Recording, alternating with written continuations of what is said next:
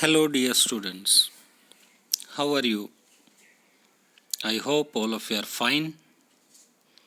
I, ZIET Sharma, teach English from Kendriya Vidyalaya Masrak. Welcome you all in our today's class. Today we are going to do our next chapter, Reach for the Top, from our book Beehive for class 9.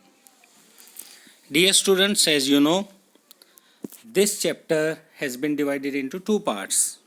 Part 1, Santosh Yadav, and Part 2, Maria Sharapova. Both of these are biographical pieces, and both proves very clearly the age-old saying, where there is a will, there is a way. Dear students, first of all, I will provide you an audio clip. I got this clip from ZIET Mumbai. Both the parts in audio form are given in this e-content. First you will listen to the audio, then we will discuss the word meanings, then we will discuss the exercises given at the end of each part, and the word meanings list has been prepared by me, which may be helpful for you when you will read your lesson from your textbook. So let's start our lesson. Reach for the Top, Part 1, Santosh Yadav.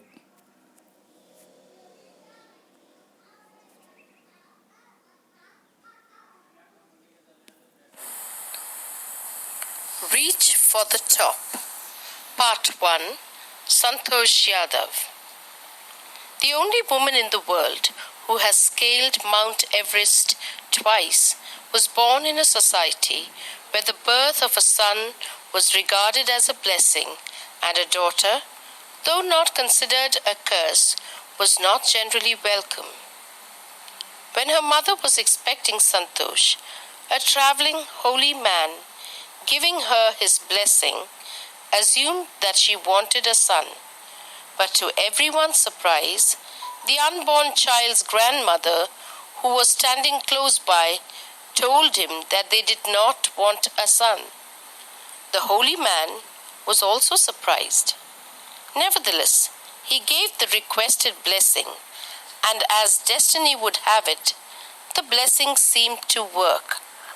Santosh was born the sixth child in a family with 5 sons, a sister to 5 brothers. She was born in the small village of Joniawas of Rewari district in Haryana. The girl was given the name Santosh, which means contentment. But Santosh was not always content with her place in a traditional way of life. She began living life on her own terms from the start. Where other girls wore traditional Indian dresses, Santosh preferred shorts. Looking back, she says now, from the very beginning, I was quite determined that if I chose a correct and a rational path, the others around me had to change, not me.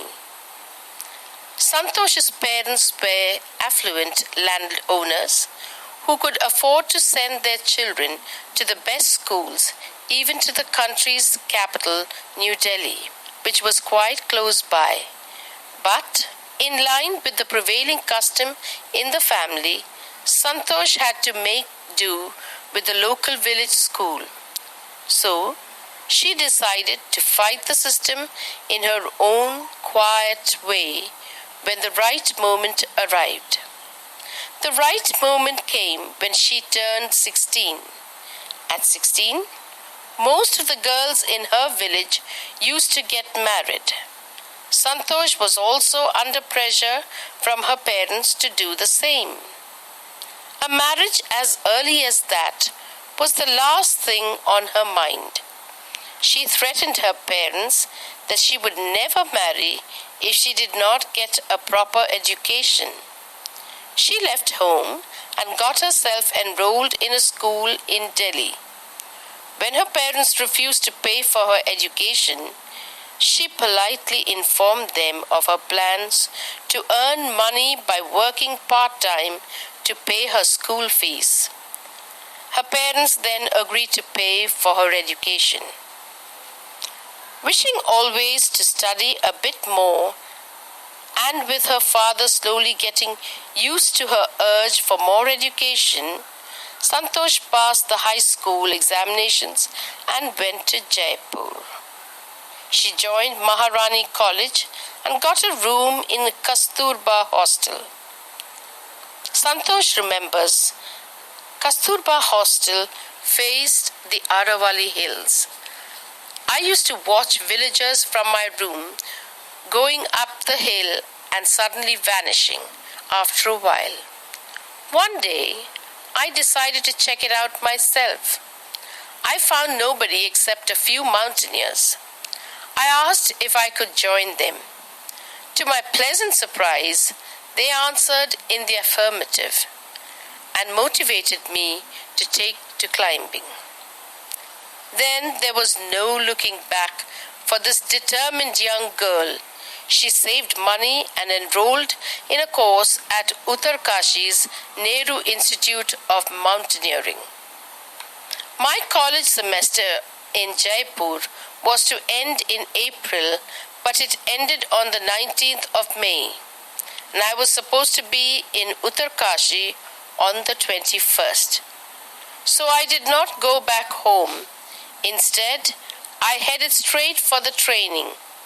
I had to write a letter of apology to my father, without whose permission I had got myself enrolled at Uttarkashi. Thereafter, Santosh went on an expedition every year. Her climbing skills matured rapidly. Also, she developed a remarkable resistance to cold and the altitude. Equipped with an iron will, physical endurance, and an amazing mental toughness, she proved herself repeatedly. The culmination of her hard work and sincerity came in 1992, just 4 years after she had shyly asked the Aravali mountaineers if she could join them. At barely 20 years of age, Santosh Yadav scaled Mount Everest, becoming the youngest woman in the world to achieve the feat. If her climbing skills, physical fitness, and mental strength impressed her seniors, her concern for others and desire to work together with them found her a special place in the hearts of fellow climbers. During the 1992 Everest mission, Santosh Yadav provided special care to a climber who lay dying at the South Pole. She was unfortunately unsuccessful in saving him. However, she managed to save another climber, Mohan Singh, who would have met with the same fate had she not shared her oxygen with him. Within 12 months, Santosh found herself a member of an Indo-Nepalese women's expedition that invited her to join them. She then scaled the Everest a second time, thus setting a record as the only woman to have scaled the Everest twice, and securing for herself and India a unique place in the annals of mountaineering. In recognition of her achievements, the Indian government bestowed upon her one of the nation's top honors, the Padma Shri. Describing her feelings when she was literally on top of the world, Santosh has said, "It took some time for the enormity of the moment to sink in. Then I unfurled the Indian tricolour and held it aloft on the roof of the world. The feeling is indescribable. The Indian flag was flying on top of the world. It was truly a spiritual moment. I felt proud as an Indian. Also a fervent environmentalist, Santosh collected and brought down 500 kilograms of garbage from the Himalayas. After listening to this audio, now it's your turn, dear students, to read the lesson from your textbook. I have prepared a words list which may be helpful for you. Let's have a glance. Word meanings: affluent, well to do or wealthy. Mountaineer, a person who climbs mountains as a sport. Apology, to say sorry. Expedition, an organized journey. Rapidly, fast. Altitude, height. Culmination, the highest point. Annals, an official record of events. Enormity, very great size or effect of something. Fervent, having strong and sincere feelings. Dear students, when you will complete the reading of part 1, then there are some exercises given at the end of part 1. Here is one for you. Pick out words from the text that mean the same as the following words or expressions. Look in the paragraphs indicated. Took to be true without proof. Number 2. Based on reason, sensible, reasonable. Number 3. The usual way of doing things. Number 4. A strong desire arising from within. Number 5. The power to endure without falling ill. Dear students, first you try to answer all these questions on your own. If there is any difficulty, then I have given the solution also. These are the answers. After this, before starting part 2, at the beginning, one match the following exercise has been given. This is the exercise. Something disarming, at odds with, glamorous attire, in almost no time, poised beyond her years, packed off, launched, heart-wrenching. These are the phrases or words which we will have to match with the given options. First you try on your own. If any difficulty is there, here is the solution. Something disarming, something that makes you feel friendly, at odds with, in contrast to, glamorous attire, attractive and exciting clothes, in almost no time, quickly, poised beyond her years, more calm, confident and in control than other people of her age usually are, packed off, sent off, launched, started, heart-wrenching, causing strong feeling of sadness. After this, match the following exercise. Now it's time for the listening practice from part 2, Maria Sharapova. Let's listen to this audio. Part 2, Maria Sharapova. There is something disarming about Maria Sharapova, something at odds with her ready smile and glamorous attire. And that something in her lifted her on Monday, 22nd August 2005, to the world #1 position in women's tennis. All this happened in almost no time. Poised beyond her years, the Siberian-born teenager took just 4 years as a professional to reach the pinnacle. However, the rapid ascent in a fiercely competitive world began 9 years before, with a level of sacrifice few children would be prepared to endure. Little Maria had not yet celebrated her 10th birthday when she was packed off to train in the United States. That trip to Florida with her father, Yuri, launched her on the path to success and stardom. But it also required a heart-wrenching 2-year separation from her mother, Yelena. The latter was compelled to stay back in Siberia because of visa restrictions. The 9-year-old girl had already learnt an important lesson in life, that tennis excellence would only come at a price. I used to be so lonely, Maria Sharapova recalls. I missed my mother terribly. My father was working as much as he could to keep my tennis training going, so he couldn't see me either. Because I was so young, I used to go to bed at 8 p.m. The other tennis pupils would come in at 11 p.m. and wake me up and order me to tidy up the room and clean it.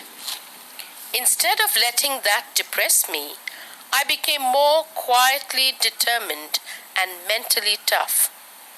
I learned how to take care of myself. I never thought of quitting because I knew what I wanted.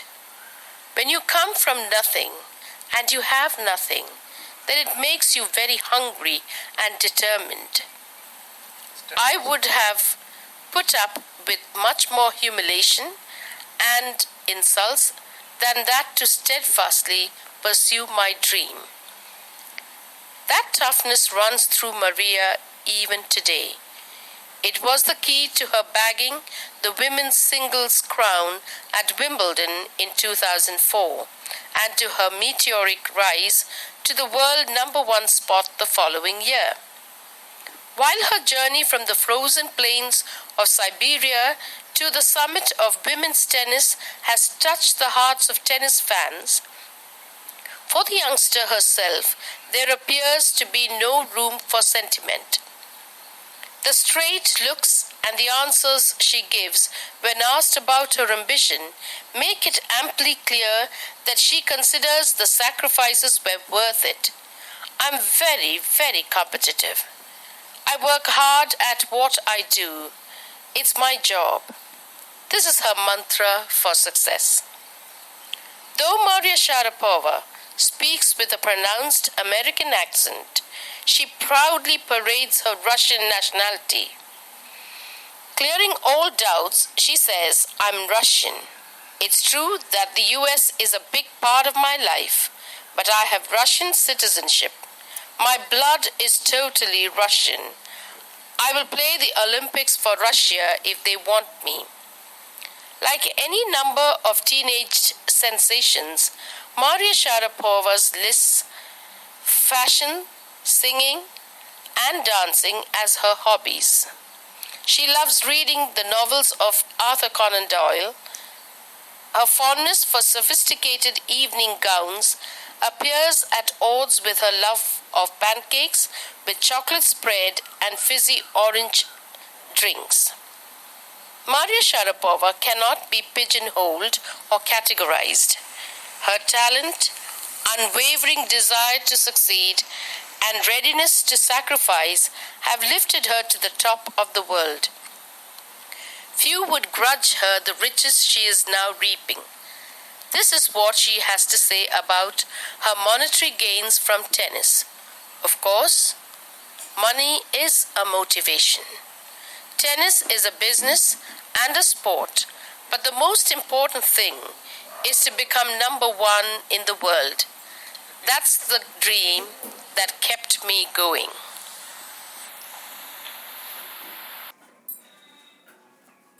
Dear students, after listening to this audio, now it's your turn to read part 2 from your textbook.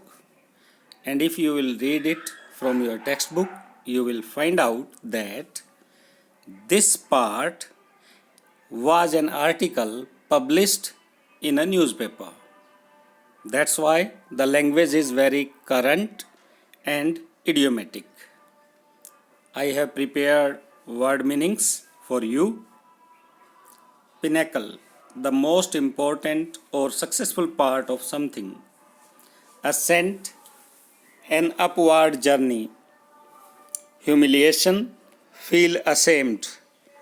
Meteoric, achieving success very quickly.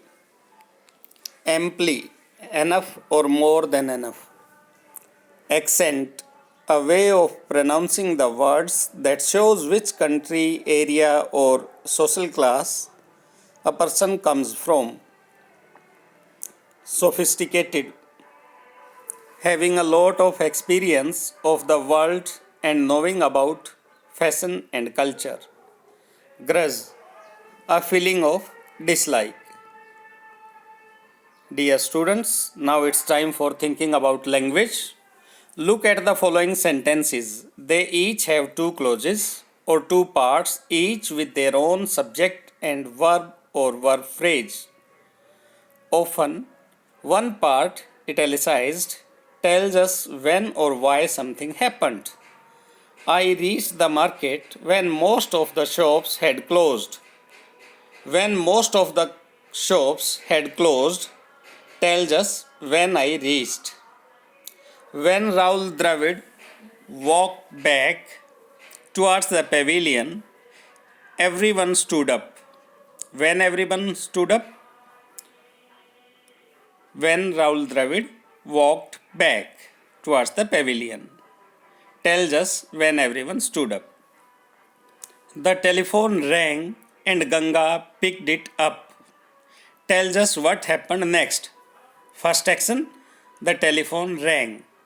Second action, Ganga picked it up. So, the next thing which happened is Ganga picked it up. Gunjan has been with us ever since the school began. Tells us for how long he has been with us ever since the school began. Now it's time for the next exercise.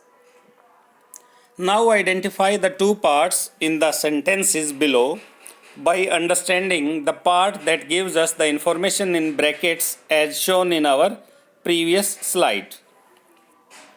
Where other girls wore traditional Indian dresses, Santosh preferred shorts. Contrasts her dress with that of others. Where other girls wore traditional Indian dresses. Traditional Indian dresses has been compared with shorts. Santosh preferred shorts. She left home and got herself enrolled in a school in Delhi. Tells us what happened after the first action. The first action is she left home. And after that, what she did? She got herself enrolled in school in Delhi. Third one, she decided to fight the system when the right moment arrived. Tells us when she was going to fight the system. When the right moment arrived.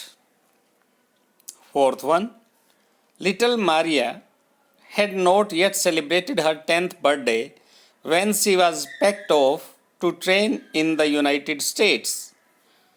Tells us when Maria was sent to the US.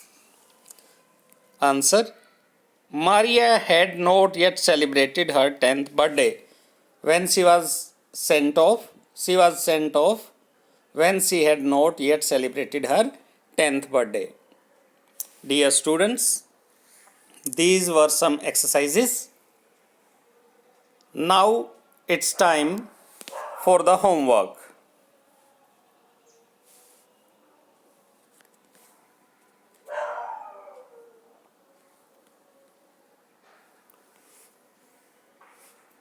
First of all, you will read both the parts.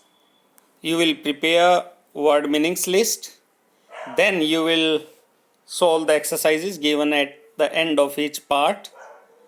Then one more thing you will do.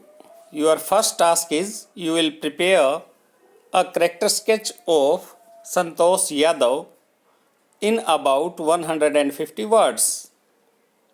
character sketch of Santosh Yadav. And your second task is you will prepare a speech. You will imagine that you are Maria Sharapova and you are going to deliver a speech in your school's assembly to motivate the students. Accordingly, you will prepare a speech. While preparing the speech, you can take help of your textbook. Dear students, in this way, our lesson Reach for the Top has been completed. I hope you enjoyed this lesson and you will complete your homework nicely. Okay, dear students, be happy, be safe, and keep learning. Thank you.